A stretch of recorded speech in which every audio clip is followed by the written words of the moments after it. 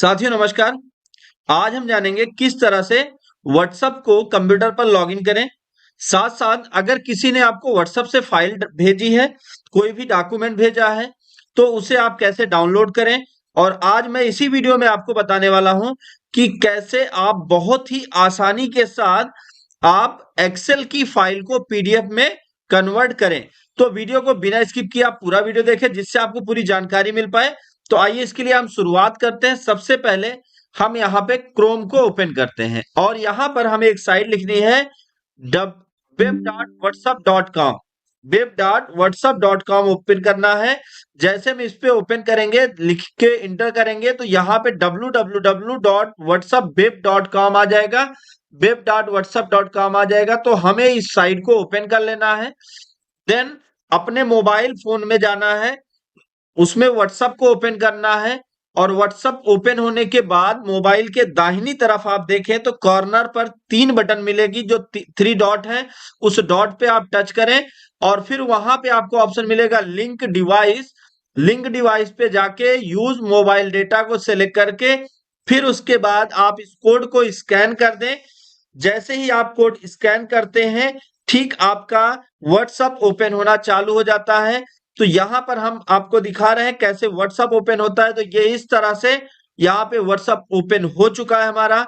अब व्हाट्सएप पर अगर कोई फाइल आई है तो हमें क्या करना है, उस फाइल को यहाँ पे हम कैसे डाउनलोड करें। तो उसके लिए हमने क्या किया, ये हमारी ये हमने उस व्हाट्सएप को ओपन कर लिया जिसमें वो फाइल आई हुई है। ये देखिए एक्सेल की है फाइल। अब हमें क्या करना है, इस फाइल को डाउनलोड करना है। तो हम डाउनलोड पे क्लिक करते हैं। जैसे ही हमने डाउनलोड पे क्लिक किया, अब ये फाइल यहाँ पे डाउनलोड हो चुकी है, आप देख लीजिए। तो ये हमने इसको ओपन किया, इसके लोकेशन को, जिस स्थान पर ये डाउनलोड है। तो ये हमने डाउनलोड लोकेशन को ओपन कर लिया। अब हम इसको फाइल को ओपन करते हैं, राइट क्लिक करके ओपन कर लें या ओपन एक्सेल कर लें। ये बहुत ही आसानी के साथ माइक्रोसॉफ्ट एक्सेल में ओपन हो जाएगी।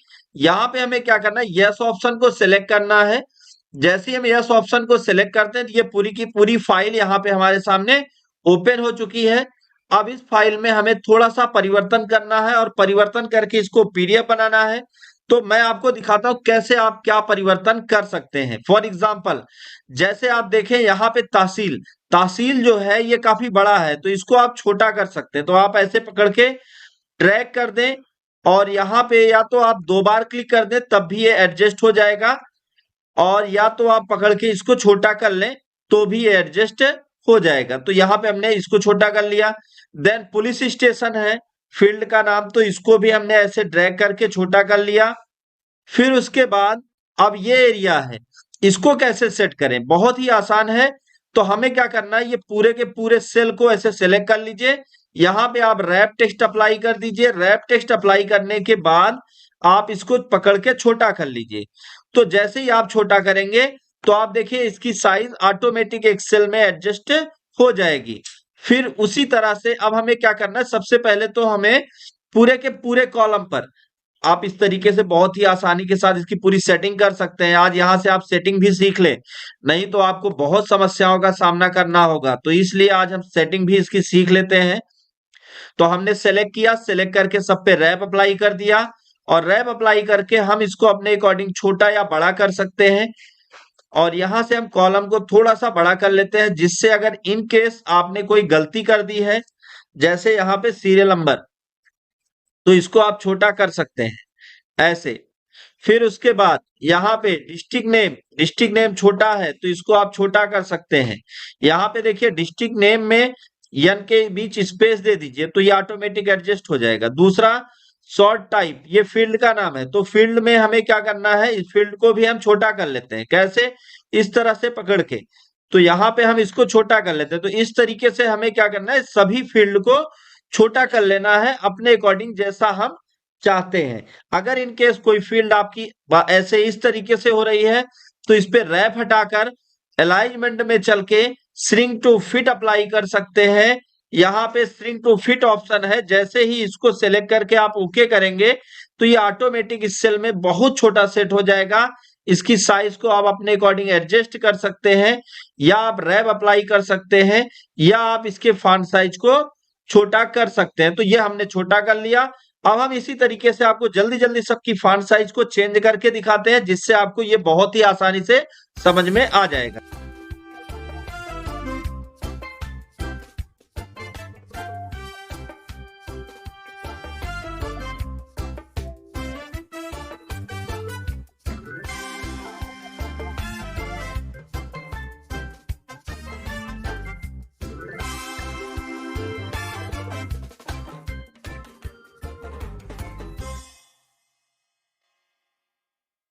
तो अब इसकी फॉर्मेटिंग को सेट करने के बाद अगला काम, जैसे ये सेल में जो टेक्स्ट लिखे गए हैं, इस टेक्स्ट की साइज को भी आप थोड़ा सा छोटा कर लें। जैसे हम यहाँ पे टेक्स्ट की साइज को कर लेते हैं, मान लीजिए 9 पॉइंट एडजस्ट कर लेते हैं, और एडजस्ट करके यहाँ पे हम सेल में लिखे गए टेक्स्ट को एडजस्ट कर लिया हमने। ये पूरा का पूरा हमारा कॉलम सेट हो चुका है। अब जैसे हम इसका प्रिंट निकाल के देखते हैं क्या ये सही में सही प्रिंट हो रहा है या नहीं। तो इसकी साइज को आप थोड़ा इंक्रीज कर सकते हैं, इससे कोई आपको दिक्कत नहीं होगी, ये पूरा का पूरा दिखेगा आपको। अब हम इसका फाइल में चल के प्रिंट निकालते हैं, फाइल में प्रिंट। तो अब देखिए ये मैटर आपका अभी ये कितने पेज में जा रहा है, अभी ये 2 पेज में जाएगा। तो हम एक बार ट्राई करके देखें, ये 2 पेज में जाएगा। तो अब हमें क्या करना है, इसे 1 पेज में एडजस्ट करने के लिए पेज लेआउट टैब पे चलना है। यहां पर ओरिएंटेशन ऑप्शन को सिलेक्ट करके इसको लैंडस्केप कर लेना है। जैसे ही आप लैंडस्केप करते हैं तो अब देखिए यहाँ पे ये सेल आ गया। अब इसके बाद हमें क्या करना है, फिर से जाइए आप कस्टम मार्जिन पे। कस्टम मार्जिन पे जाके इसका लेफ्ट और राइट जो स्पेस है इसको थोड़ा थोड़ा आप कम कर लीजिए, जितना आप एडजस्ट कर पाए। और इसी तरीके से आप टॉप और बॉटम को भी कम कर लीजिए, जिससे आपका टेक्स्ट बहुत ही आसानी से सेट हो पाए। यहाँ पे ये सेट कर लिया हमने। अब देखिए यहां से प्रिंट होगा, कैसे पता चलेगा आपको कहां से प्रिंट हो रहा है, तो मैं थोड़ा जूम करके आपको दिखाता हूं। ये देखिए एक लाइन बन जाती है, यहां से आपका पेज 1 पेज हो जाएगा।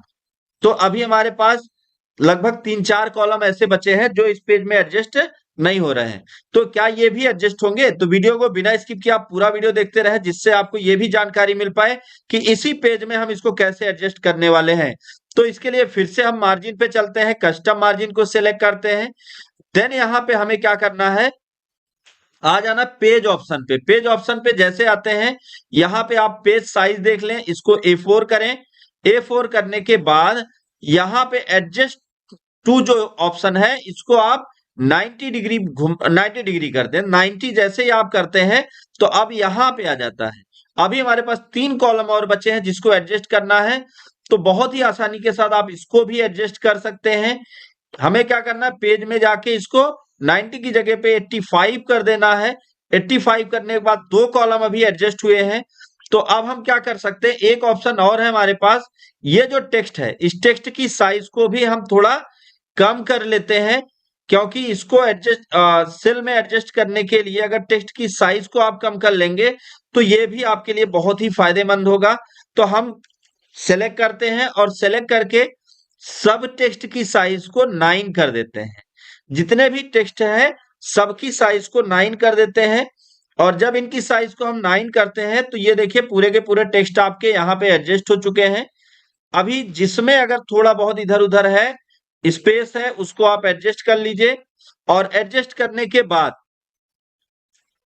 फिर अब हम क्या करते हैं, अब देखिए हमारा प्रिंट कहां तक आएगा, इसको आप देख लीजिए। हमने क्या किया, सब सेल की साइज को छोटा कर लिया। छोटा करने के बाद अब जब हम प्रिंट निकाल रहे हैं तो अब हमारा जो पेज आ रहा है वो कहां तक आ रहा है, यहां तक आ रहा है, इस एरिया तक।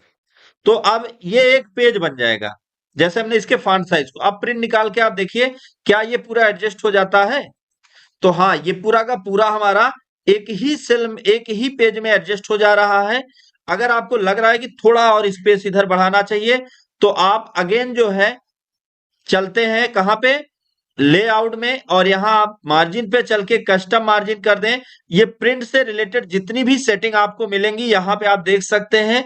ये हिडर फुटर किस एरिया पर लिखे, साथ साथ यहाँ पे प्रिंट का ये 85 है, इसको आप 87 कर दीजिए, थोड़ा ये बड़ा हो जाएगा पेज। और यहाँ से टॉप बॉटम को अपने अकॉर्डिंग मैनेज कर लीजिए। हेडर फुटर अगर लिखना चाहते हैं तो आप यहाँ से लिख सकते हैं। सीट से रिलेटेड अगर आप कोई सेटिंग करना चाहते हैं तो वो आप यहाँ से करके आप जैसे ही ओके करते हैं तो आपका ये पेज पूरा का पूरा यहाँ पे सेट हो चुका है। थोड़ा सा हम इसको और बढ़ा लेते हैं, मार्जिन को जो आपका एडजस्ट टू है इसको हम 88 कर लेते हैं। अब ओके करते हैं। अब हमारा ये पेज पूरा सेट हो चुका है। अब हम क्या करते हैं, इसको पीडीएफ कैसे बनाए, ध्यान दीजिए। अब हम जानने वाले हैं कि अगर आपने पूरा का पूरा सेटअप कर लिया है तो इसको सेटअप करने के बाद आप इसको पीडीएफ कैसे बनाएं। पीडीएफ बनाने के लिए आपको क्या करना होगा, सबसे पहले हमें फाइल टैब पे आना होगा। और ध्यान दीजिए कहां पे आना है, फाइल टैब पे। फाइल टैब पे आते हैं, यहां पे आपको ऑप्शन मिलेगा सेव एज। सेव एज पे क्लिक करेंगे, देन आपको यहाँ पे ब्राउज ऑप्शन आएगा। जैसे ही आप ब्राउज ऑप्शन पे क्लिक करेंगे तो आपके सामने इस तरह से एक विंडो खुल जाएगा। कहां इसको सेव करके रखना चाहते हैं वो लोकेशन आप यहाँ पे सेलेक्ट कर लें। तो जैसे हम इसको डेस्कटॉप पे सेव करके रखना चाहते हैं, हमने डेस्कटॉप कर लिया। देन यहाँ पर ये वेब फाइल या एक्सेल फाइल जो है इसको हमें क्या करना है, पीडीएफ बनाना है। तो यहाँ पर देखिए आपको पीडीएफ ऑप्शन दिख रहा है, तो ये नीचे दिख रहा है पीडीएफ, और इसको सेव कर देना। अगर आप पीडीएफ में पासवर्ड लगाना चाहते हैं तो आप टूल से जाके जनरल ऑप्शन से आप पासवर्ड भी लगा सकते हैं। पासवर्ड लगा देंगे तो इसको कोई ओपन भी नहीं कर पाएगा, तो इसलिए यहाँ पासवर्ड ना लगाएं जिससे आप इसको आसानी से ओपन कर पाए। देन यहाँ पे इसको आप जो भी नाम देना चाहें आप दे सकते हैं। तो हमने इसको पीडीएफ नाम दे दिया और इसको सेव करते हैं। अब देखते हैं क्या ये पीडीएफ बन गया। तो ये देखिए पीडीएफ पब्लिश हो रहा है, बिकॉज हमारा जो डेटा है वो काफी बड़ा है। तो अब ये पीडीएफ में बन रहा है और अब मैं आपको इसका पीडीएफ ओपन करके दिखाऊंगा। ए टू जेड सारे के सारे पीडीएफ आपके सामने ओपन हो जाएंगे। पूरा का पूरा एक्सेल पेज आपके सामने ओपन हो जाएगा। ये पूरा का पूरा आपका एक्सेल पेज है और यहाँ पे आप इसको पीडीएफ में ले सकते हैं और किसी को भी भेज सकते हैं, कहीं भी आप फॉरवर्ड कर सकते हैं। बहुत ही आसानी के साथ हमने इसको पीडीएफ बना दिया है। उम्मीद है आज हमने जितना भी बताया है ये पूरा का पूरा आपको समझ में आया होगा।